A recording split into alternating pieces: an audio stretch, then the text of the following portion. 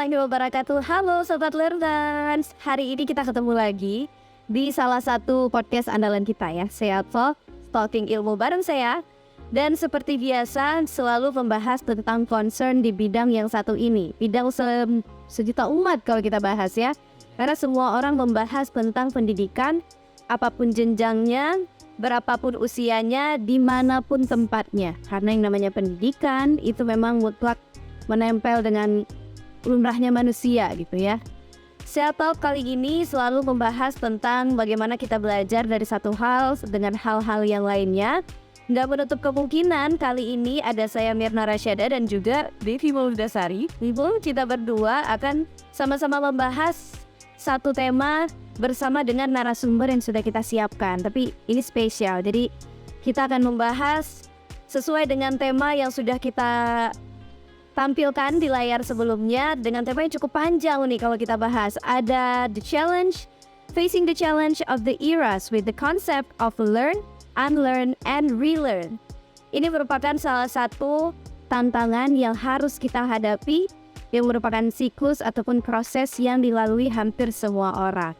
Sebelum itu, yang namanya belajar itu bukan sebuah stage ataupun level yang harus kita penuhi targetnya, tapi merupakan sebuah proses seumur hidup, karena hampir semua orang melalui proses pembelajaran yang cukup panjang. Entah itu pembelajaran tentang kehidupan, akademik, non-akademik, dan itu semua adalah proses belajar terhadap dirinya masing-masing.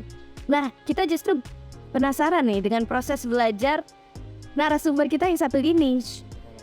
Luar biasa ya. Kita akan kuliti dan akan kita kupas tuntas hari ini sesuai dengan tema kita yang panjang tadi. Kalau saya sebutin kita durasi temanya ya. Kalau gitu kita kenalan. Assalamualaikum Pak. Waalaikumsalam warahmatullahi wabarakatuh. Nah, kita mungkin boleh perkenalkan juga ke Sobat Learner supaya semakin kenal dan semakin sayang. Silahkan Pak. Baik, jadi suatu kehormatan pada siang hari ini bisa berada di C-Top ya, dan mendiskusikan tentang pembelajaran. Kami sangat sepakat sekali apa yang disampaikan sama Mirna, sama Devi. Belajar itu merupakan sebuah proses, dan hari ini saya juga heran juga korelasinya nih biru pembangunan dengan pembelajaran itu di mana. Tapi setelah kita coba dalami, ternyata belajar itu tidak kenal usia, belajar itu tidak mengenal latar belakang, belajar itu tidak mengenal kita hari ini jadi apa. Sepakat ya? Sepakat. Ya. Dan hari ini kita sudah kedatangan, sudah kita lampirkan juga namanya di sini ya. Ada Bapak T. Robi Izra yang hari ini bakal kita ajak ngobrol di sini, membahas tentang banyak pertanyaan. Dan katanya Devi juga udah menyimpan segudang pertanyaan nih ya Dev ya. Boleh, silakan kita pancing-pancing.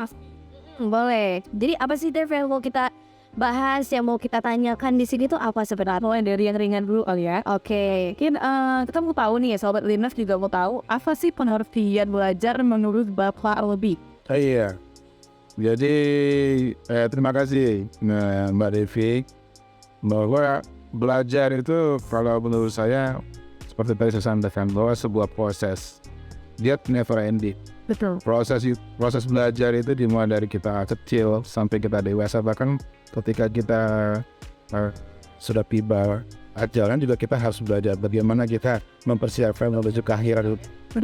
Tapi saya melihat sebuah belajar itu di setiap manusia itu ada 4 tahapan proses belajar di manusia. Oke. Yang pertama, tahapan belajar inkompetensi di bawah sadar. Ya. Artinya dia tidak sadar bahwa dia itu tidak tahu. Itu ada satu tipikal seperti tahapan manusia. Kemudian ada inkompetensi dalam kesadaran, ya. Dia sadar bahwa dia tidak tahu. Kemudian ada tipikal manusia juga. Dia memiliki pemahaman dalam belajar, dia kompetensi dan sadar. Dia itu menarik. Artinya hari ini yang kita harapkan generasi muda kita memiliki karakter seperti itu. Dan yang terakhir lebih hebat lagi. Apa itu Pak? Dia memiliki kompetensi, tapi dia di bawah sadar. Artinya dengan dia meremaja dia bisa paham apa yang mau dia kerjakan. Nah itu tahapan yang mungkin sudah menjadi expert. Dan itu proses belajar dilakukan di mana saja dan siapapun akan menghadapi seperti itu. Cuman men-step-nya itu yang harus coba kita. Oke, dari 4 tahap tadi Pak Robi tipe yang mana Pak? Apakah yang expert yang betul-betul tidur tapi bisa, atau memang butuh latihan juga Pak? Ya, saya pikir semua kita akan pernah mengalami untuk menuju ke karakter 4 itu. Kita pasti melalui karakter 1, 2, 3. Dan itulah proses belajar dan saya katakan bahwa belajar itu tidak pernah henti. Nah, luar biasa menarik ya. Kalau jawabannya kayak tadi saya yakin ada di stage yang 4 sih. Walaupun nggak disebutkan gitu ya. Karena kita tahu Pak Robi juga mahir di bidangnya, di bidang masing-masing ya terutama. Ada lagi nggak Dev yang mau kita tanya ini? Nah, mengikuti era perkembangan zaman nih, bagaimana sih mengantisipasi kondisi kita yang tidak baik-baik saja nih berada di era sekarang? Ya, betul. Ya, ini pertanyaannya sulit juga untuk dijawab.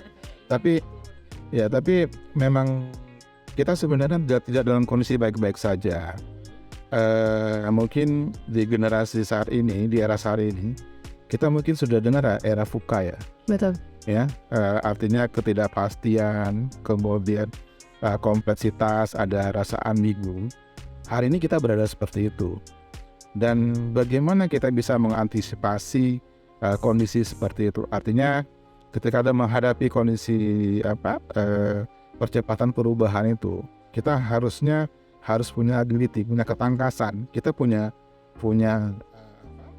daya serang supaya kita akan mandiri ketika menghadapi perubahan-perubahan itu. Kemudian ketika kondisi era saat ini terkait dengan ketidakpastian, uncertainty, ya. Artinya di sini kita perlu belajar. Kita harus mengupgrade diri kita terkait informasi-informasi yang sangat up to date, sangat dinamis. Kemudian terkait dengan kompleksitas. Artinya ini kita harus merestruktur dalam pembelajaran kita.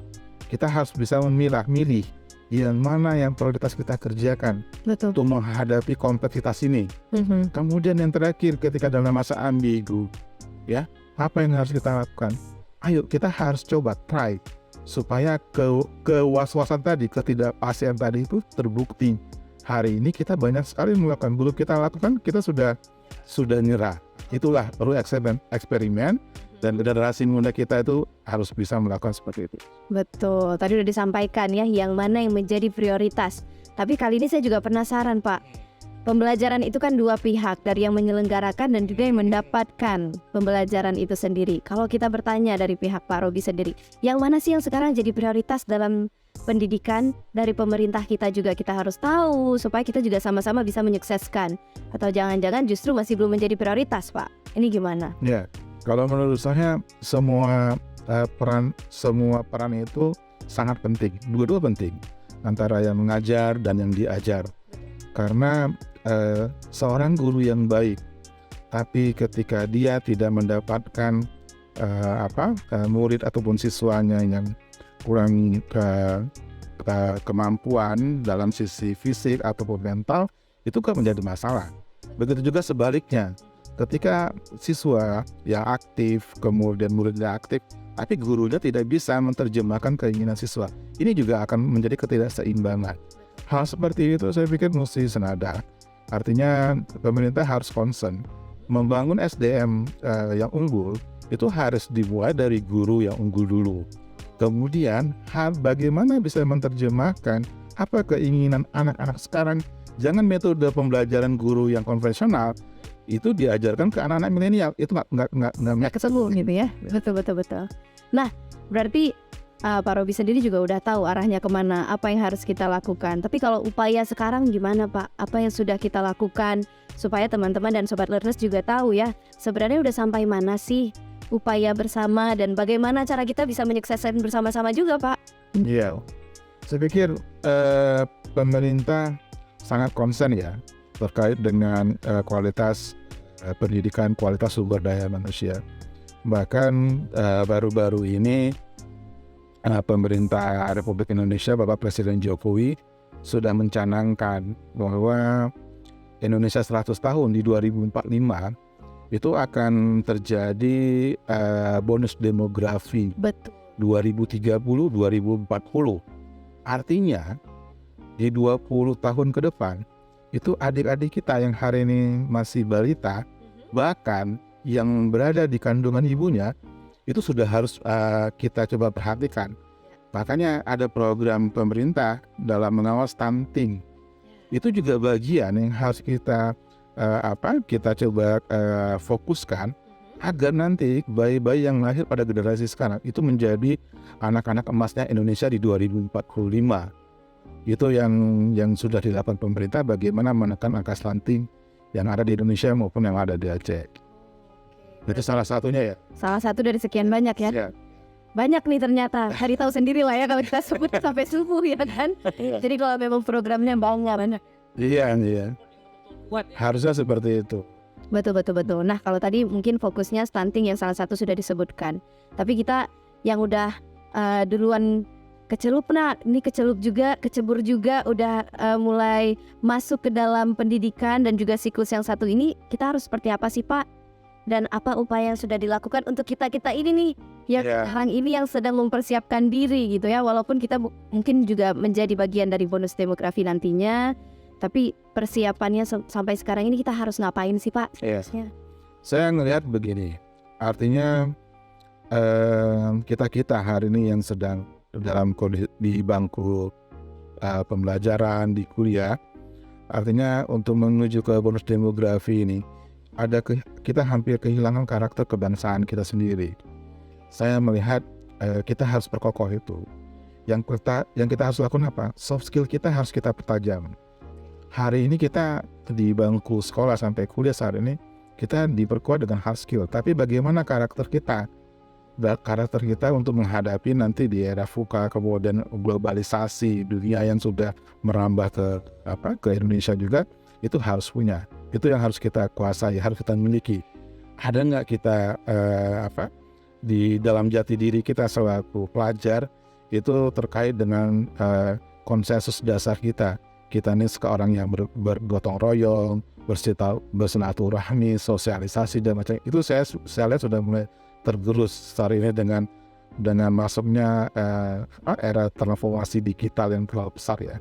Kemudian juga bagaimana nih merubah karakter pembelajaran yang bisa dinamis, yang khususnya berkaitan dengan penyesuaian kondisi aktual hari ini selama ini, dan kita juga mungkin di bangku pendidikan waktu dari sekolah sampai kuliah kita terus dihadapi dengan buku-buku CBSA, cara belajar siswa aktif, tapi tidak aktif, kita harus baca buku. Sementara kita nggak tahu kondisi aktual di lapangan itu. Ketika masuk ke dunia kerja, kita nggak pegang buku, nggak bisa ngapa-ngapain. Harusnya metode pembelajarannya harus dicoba dimodifikasi. Jadi student activity, kemudian beri problem solving bagi siswanya supaya mereka akan diterpa. Ketika mereka berada di dalam kondisi permasalahan, itu yang harus kami lakukan, dan ini merupakan pembelajaran dari guru kami terbaik. Betul, kalau itu saya setuju Pak. Saya juga mau nanya Pak, pendidikan dan ekonomi itu kan dua hal yang berdampingan ya. Bapak setuju atau enggak sama statement yang satu ini, pendidikan dan ekonomi? Karena mungkin tingkat pendidikan pun memaksimalkan soft skill yang Bapak sampaikan tadi, kemudian bagaimana bahkan cara mendapatkan buku, kita juga perlu dana untuk di bidang itu. Nah, untuk dua hal yang saling berdampingan, mungkin nggak semua orang bisa mendapatkan pendidikan di sekolah A, kemudian nggak semuanya bisa mendapatkan kualitas seperti yang ada di B, seperti itu Pak. Nah sebenarnya mengatasi ini dari mana dulu sih Pak? Dari sisi pendidikannya dulu, atau ekonominya dulu, atau harus berbarengan sebenarnya? Ya, kondisi pendidikan dan ekonomi, kalau saya lihat ekonomi itu sebagai akibat, pendidikannya sebagai sebab. Artinya ekonomi yang baik pasti ditopang dengan sumber daya manusia yang baik juga. Artinya kita harus memperkuat dulu SDM kita supaya menjadi ekonomi Indonesia lebih maju dan lebih makmur. Hari ini kita melihat kita kehilangan tenaga produktif kita, demografi kita tuh kehilangan. Hasil pendataan yang saya dapati bahwa Indonesia ini mayoritas itu berada di generasi Y, kalau nggak salah saya milenial sebesar 28%, kondisi gitu. Dan hari ini mereka itu kelahiran dari tahun 1981 sampai 2012. Ini demografi Indonesia. Mereka mayoritas di generasi Y. Oke, mereka sekarang pendidikan di era yang aktif langsung ketemu sama guru di kelas. Kemudian ketika COVID-19 mereka ketemu dengan sistem online telepembelajaran, dan ini juga merupakan bagian-bagian yang perlu dikoreksi. Artinya kita kehilangan sumber daya manusia. Indonesia juga berada di geopolitik yang tidak baik-baik saja, sehingga ekonomi kita juga sudah mulai diperhatikan. Bahkan Pak Presiden Jokowi pernah menyampaikan 2023 itu Indonesia gelap ekonomi. Artinya keterkaitan antara ekonomi dan pendidikan, saya melihat bahwa ekonomi itu merupakan akibat dari kekerasan dalam kasus pendidikan. Oke, berarti ada relasi sebab akibat di sini Pak ya. Nah, Devi juga masih ada pertanyaan lain Pak, karena kita juga masih penasaran datang ke sini dengan banyak pertanyaan dan juga rasa penasaran. Silakan Devi. Nah, dari ini kita bakal lebih lanjut nih sama Pak Robi. Jadi Pak Kakun sih ya, maksudnya saya juga mungkin di bawahnya Kak Mir. Di bawah mana Dev? Saya ingat ya. Oh iya betul. Ilmu dari Pak Robi nih. Terus saya juga banyak pertanyaan lagi nih. Semoga Bapak nggak bosan ya sampai akhir. Bagaimana menurut Bapak terkait dengan disrupsi geonarsi emas di Indonesia? Ya, menurut saya seperti ini. Jadi kita harus melihat bahwa substansi karakter pembelajaran khususnya generasi muda kita ini terkait sama tadi ya, konsep learning ya, unknown sama relate. Saya mau masuk ke arah situ. Bahwa pernah dengar nggak ceritanya tentang kenapa teori itu muncul, yang seperti tema kita hari? Nah, ini waktunya Bapak bercerita kayaknya nih. Pernah pasti sering nonton Star Wars. Ya. Tahu Master Yoda? Tahu Master Yoda? Kalimat itu kalimat dari Master Yoda di film Star Wars. Beliau sampaikan seperti ini, bahwa ada seorang profesor yang berkunjung ke rumah Master Yoda. Kemudian profesor itu ingin belajar dengan Master Yoda bagaimana cara berkehidupan seperti yang dilakukan oleh Master Yoda. Kemudian di dalam diskusinya si Master Yoda menawarkan minuman ke sang profesor. Kemudian dari minuman itu dituangkan satu dalam secangkir gelas profesor. Kemudian gelas itu sudah penuh. Profesor berkata sama Master Yoda, "Master, itu gelasnya sudah penuh. Kenapa Anda tuangkan terus ke gelas yang sudah penuh itu?" Kemudian Master Yoda menyampaikan bahwa sebenarnya itulah kita, itulah manusia. Di benak kita, di kepala kita ini terlalu penuh dengan spekulasi dan hipotesa kita. Sehingga segala sesuatu yang baru yang mau disampaikan oleh Master Yoda tumpah keluar, tidak ada. Sehingga harusnya kalau kita siap menerima sesuatu yang baru, kita harus mengeluarkan sebahagian dari apa yang kita ketahui supaya kita bisa relearn, memasukkan sesuatu yang baru. Itu konsep Master Yoda yang menggunakan learn, unlearn, and relearn. Jadi seperti itu. Kalau bagaimana kita bisa mengantisipasi, kita harus keluarkan keegoan kita tentang apa yang kita ketahui. Setelah itu kita akan bisa menerima sesuatu yang baru, dan sesuatu yang baru itu merupakan hal yang menjadi reformasi perubahan dari diri kita. Sepakat ya? Sepakat kalau yang satu ini, karena semua orang itu punya kapasitas. Setiap lembaga punya kapasitas, instansi pun begitu ya. Jadi kalau bekerja di semua ranah dan bidang rasanya egois gitu Pak. Jadi tetap harus ada pembagian yang mana yang harus dikerjakan oleh siapa gitu. Nah, tapi kalau misalnya kita melihat ranah pemerintah, sebenarnya apa yang sudah dipersiapkan, bagaimana cara masyarakat juga menerima upaya-upaya yang sudah dilakukan sejauh ini Pak. Sebenarnya kita harus seperti apa gitu. Ya, upaya pemerintah terkait dengan perubahan itu telah dimulai sejak usia dini.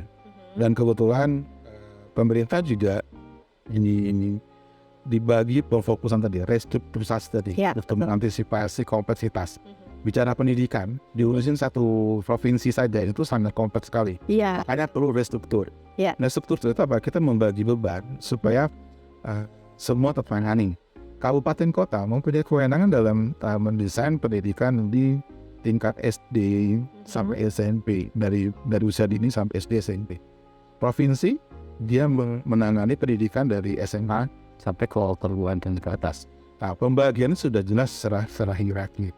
Terus bagaimana bisa memberi instrumen terkait dengan kualitas pendidikan?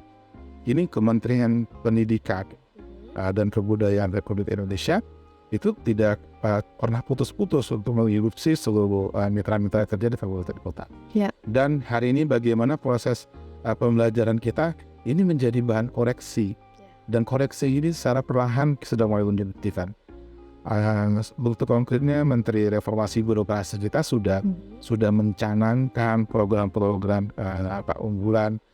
Presiden sudah menetapkan Indonesia Golden Goal-nya itu di 2045, di mana kita ini yang nantinya mungkin bukan kita ya, tapi generasi kita sebelum yang nanti selanjutnya itu yang akan menikmati Indonesia emas itu. Oke, luar biasa. Tadi obrolan kita jangkauannya luas sekali ternyata hari ini ya. Dari facing the challenge, akhirnya kita membahas tentang banyak hal. Tapi kalau kita melihat kiri dan kanan, Pak, nggak usah jauh-jauh nih. Kalau menurut Bapak sendiri gimana sih, Pak, dengan kondisi pendidikan kita yang ada di Aceh? Tidak baik-baik saja. Kenapa tidak baik-baik aja, Pak? Emang apa sih yang nggak baik, Pak? Kalau saya melihat masih banyak hal yang perlu kita koreksi. Minimal, contohnya anak-anak yang masih punya keterbatasan mental. Hari ini gurunya expert nggak untuk mengajari mereka. Mereka punya nggak skillnya, mereka punya paham nggak? Itu juga menjadi problemat. Kemudian bagaimana keterbukaan lapangan kerja bagi lulusan pendidikan? Kita masih belum bisa mengakomodir seluruh lulusan itu punya lapangan kerja yang layak. Kemudian bagaimana kita bisa melihat membendung sumber daya manusia yang datang dari luar daerah kita. Kemudian ada penerapan passing grade untuk menjadi standar kelulusan dari seseorang untuk bisa berada di dunia pekerjaan. Tapi bukan melihat experience dia yang mereka lakukan. Nah, hal-hal ini mungkin menjadi catatan PR kita, khususnya Indonesia, bagaimana membangun Indonesia masih 2045. Oke, karena kalau kita membahas tentang koreksi ya, saya rasa semua orang itu bisa mengoreksi, Pak. Benar. Betul ya. Tapi nggak ada ranah di situ pun rasanya bisa aja bikin status gitu, Pak. Karena semua orang sekarang ini hak bersuaranya bebas di mana aja. Tapi yang jadi pertanyaan saya terhadap Bapak yang sudah sampaikan tadi, koreksi-koreksi, pertanyaan-pertanyaan. Kalau saya tanya, kenapa sih Pak masih ada pertanyaan itu? Kenapa kita masih kurang gitu? Dan kenapa kita masih punya problematik yang sampai sekarang masih belum selesai? Apa alasan? Kalau saya melihat substansinya belum tersentuh. Substansi dari permasalahannya belum tersentuh. Kita mungkin menyelesaikan permasalahannya masih di bagian ranting dan cabangnya. Tapi sumber masalah itu belum tersentuh. Sumber masalahnya apa? Ada di raga jiwa kita. Bagaimana menyentuh pembelajaran karakter. Coba deh lihat di negara-negara maju, mereka pendidikan karakternya duluan yang diajarkan. Betul. Bukan bawa buku yang terlalu banyak sehingga membebani mereka, dan itu sebenarnya menjadi pembelajaran bagi kita. Itu jadi PR besar, Pak ya. Jadi bagaimana kita mengubah satu pandangan tentang pendidikan, bukan hanya menghafal perkalian. Ya, tapi juga bagaimana sudut pandang murid bisa mengambil tindakan, kemudian persepsi dan karakternya sendiri. Itu. Devi, masih ada pertanyaan gak nih supaya kita ngobrol lagi? Mas, sebelum pertanyaan terakhir mungkin kita bakal bahas udah terakhir. Learn, unlearn dan relearn nih. Betul. Teman-teman semua mungkin kurang paham nih soal pembangunan atau lain-lainnya. Nah, mungkin mereka juga mau tahu nih. Kan learn itu belajar aja. Apalagi kan kita nih tinggal di Aceh ya. Mungkin banyak yang masih males ngupas-ngupas nih pembahasan apa sih berat gitu. Nah, Tanya nih sama Pak Robi dan juga Kak Mirna. Gimana sih pendapatnya tentang learn, unlearn, dan relearn menurut Kak Mirna diri? Oh, kalau menurut saya ternyata saya duluan yang ditembak ya. Padahal Pak Robi udah siap-siap nih. Dari tadi posisinya udah oke. Kalau gitu kita bahas tentang satu tema yang memang disebutkan learn, unlearn, dan juga relearn. Kalau menurut saya ini satu siklus yang semua orang akan mengalami. Dan setiap orang mengalami di level yang berbeda-beda, di bidang yang berbeda-beda. Ketika kita mungkin paham dengan satu bidang, kemudian kita harus mengkaji lagi bidang tersebut, rasa-rasanya kita berputar di satu roda yang itu-itu aja gitu ya Pak ya. Tapi ternyata ketika kita melihat secara general dan memvisualisasikan pembelajaran itu seperti apa, memang gelombangnya naik turun. Ya, ada di fase mungkin ketika saya punya wewenang satu hal, saya juga tidak perlu mempelajari tentang hal yang lain gitu. Tapi justru tentang learn, unlearn, dan relearn, permasalahannya adalah di kata terakhir Pak.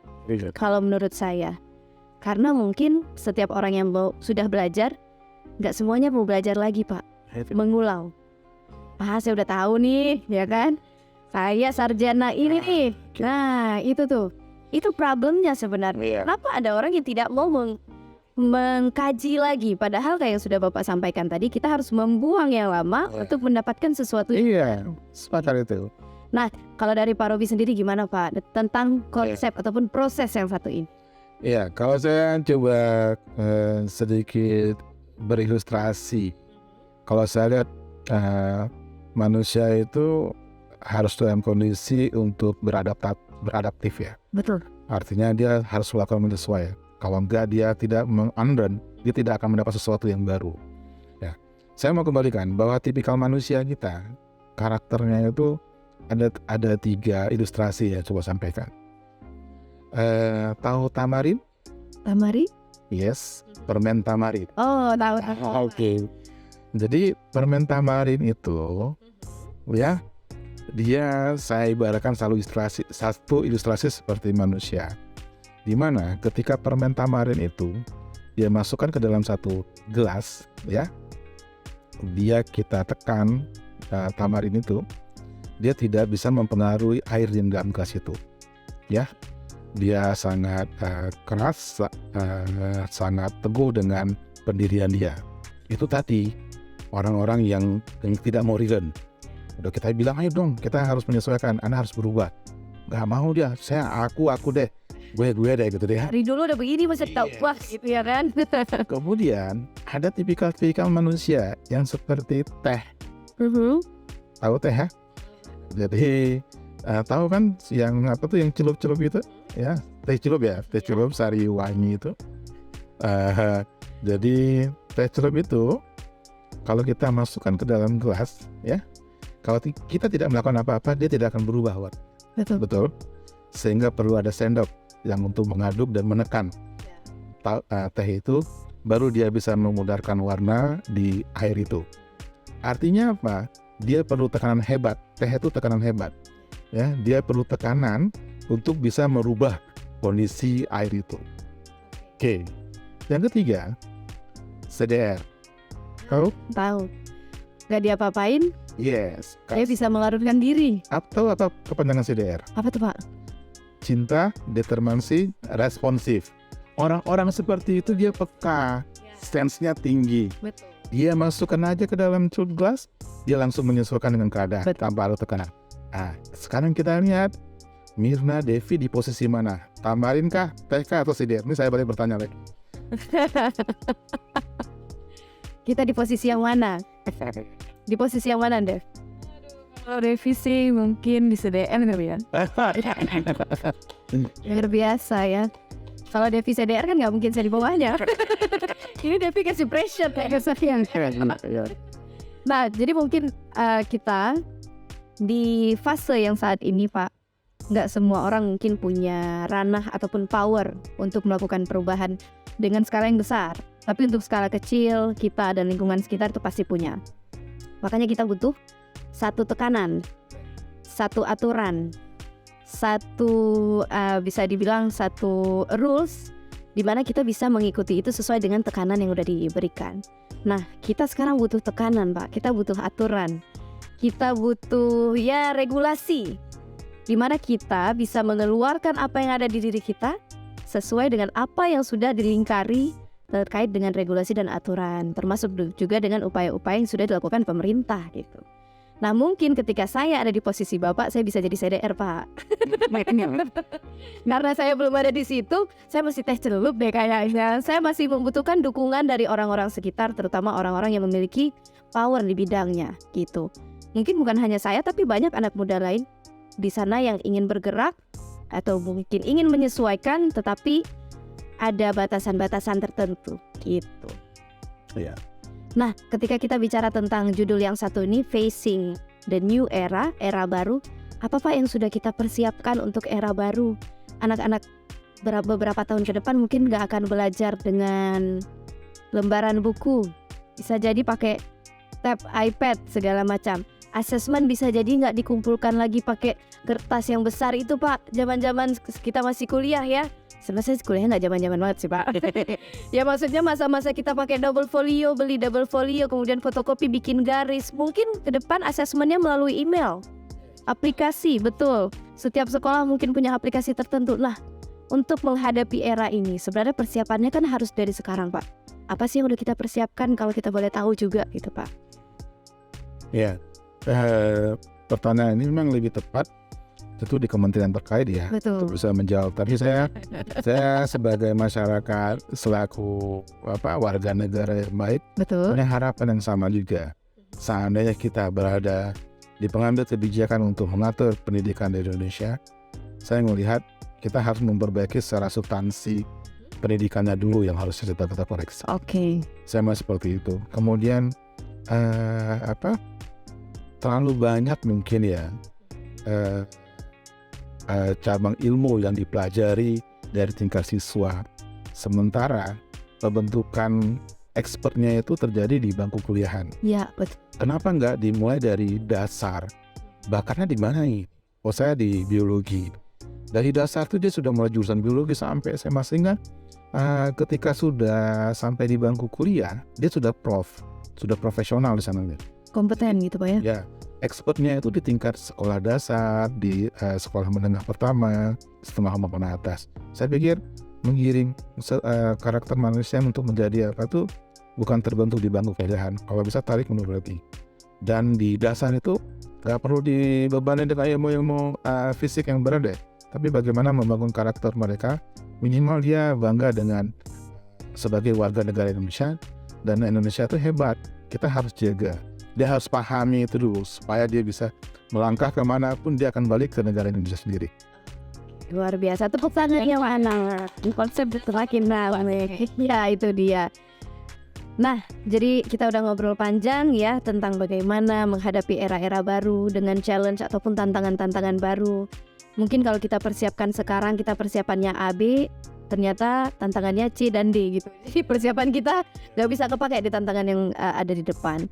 Dan semoga apapun yang sedang dipersiapkan dari diri masing-masing, kemudian dalam kelompok maupun skala yang lebih besar, itu bisa bermanfaat dan berguna untuk orang banyak, terutama untuk Indonesia yang pastinya.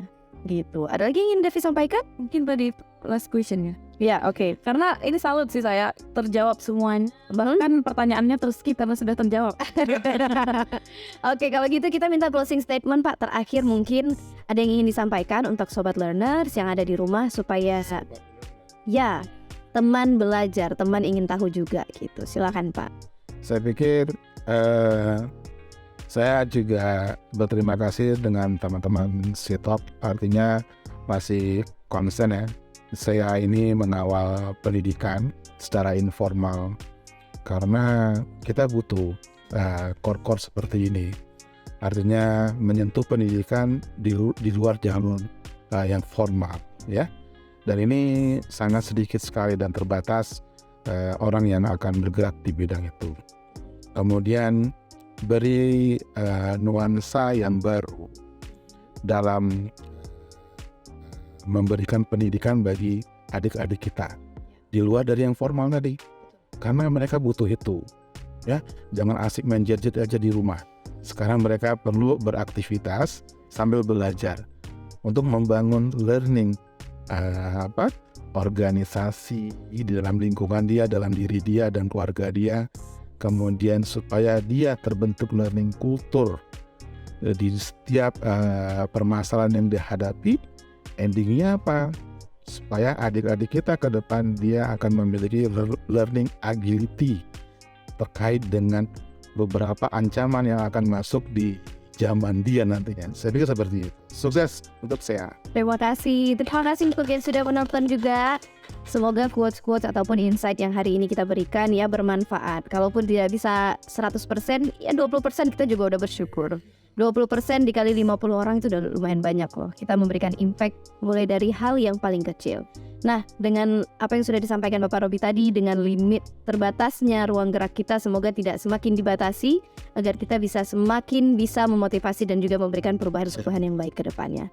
Kalau gitu, terima kasih Sobat Learners yang sudah pantengin sampai durasi terakhir. Jangan lupa like, comment, dan juga subscribe channel YouTube-nya Safe Education Aceh.